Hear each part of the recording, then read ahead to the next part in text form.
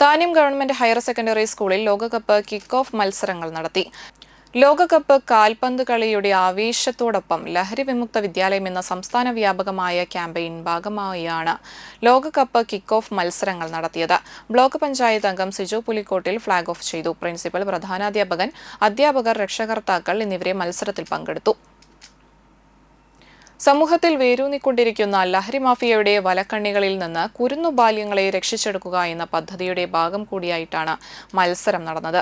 വിവിധ രാജ്യങ്ങളുടെ പതാകകൾ വീശിയും ജേഴ്സികൾ അണിഞ്ഞും പ്രൈമറി തലം മുതൽ +2 വരെയുള്ള കുട്ടികൾ ഏറ്റവും ആവേശത്തോടെ ഇതിൽ പങ്കുചേർന്നു.